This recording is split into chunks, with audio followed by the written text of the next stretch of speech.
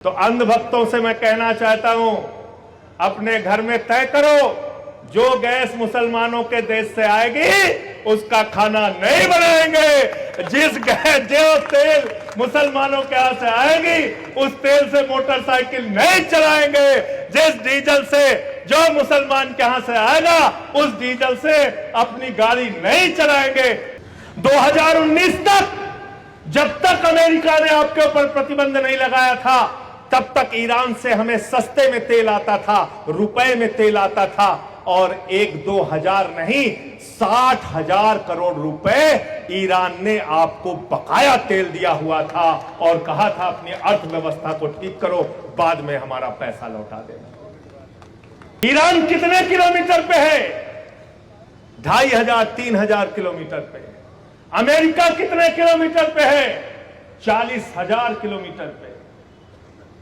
Iran से जो हिंदुस्तान में तेल आता है वो 5 से 7 दिन में आता है, और जो अमेरिका से तेल आता है, जो वेनेजुला से तेल आता है, वो तेल आता है 45 दिनों में। 40 से 45 दिनों में 8 गुना ज्यादा भाड़ा दे रहे हैं, 8 गुना ज्यादा भाड़ा। समय 45 दिन का लग रहा है वो अलग। अभी भक्तों बड़ा नाराज हो गए।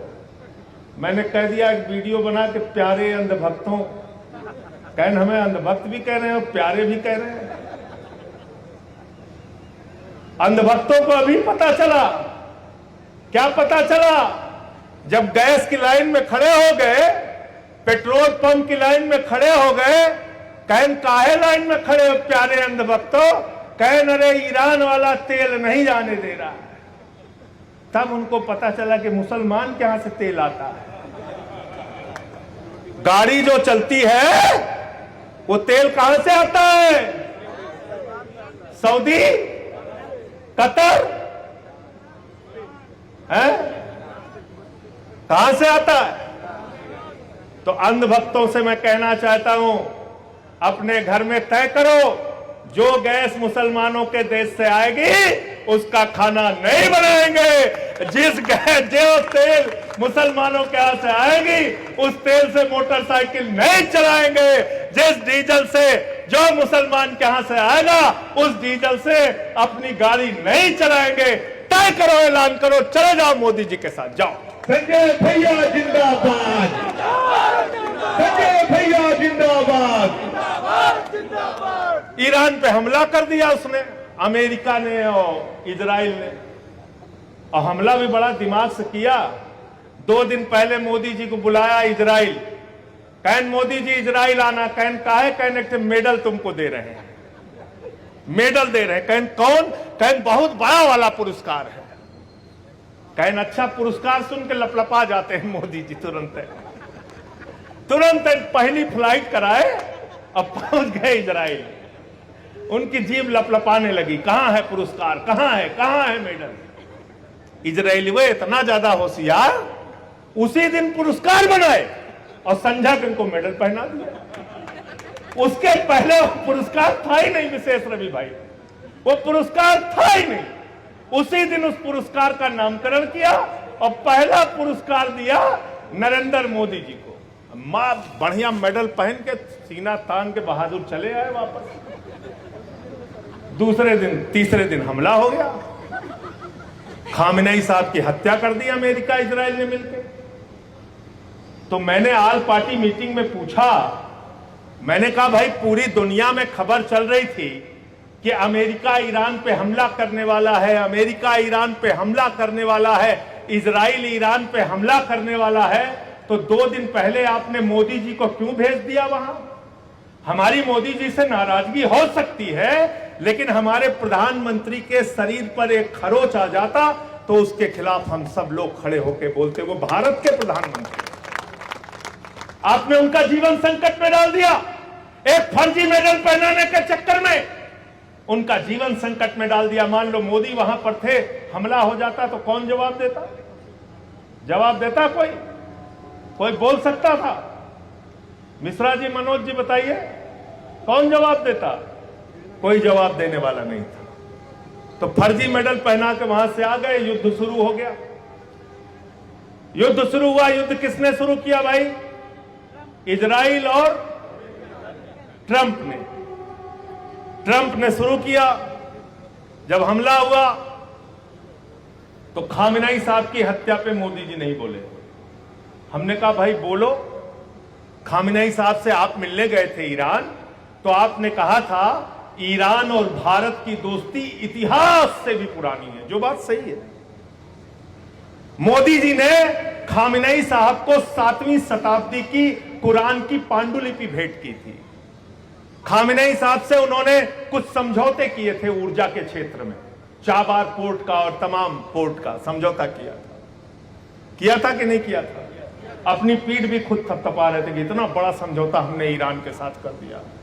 2019 तक जब तक अमेरिका ने आपके ऊपर प्रतिबंध नहीं लगाया था, तब तक ईरान से हमें सस्ते में तेल आता था, रुपए में तेल आता था, और 1-2 हजार नहीं 60,000 करोड़ रुपए ईरान ने आपको बकाया तेल दिया हुआ था और कहा था अपनी अर्थव्यवस्था को ठीक करो, बाद में हमारा पैसा लौटा देना।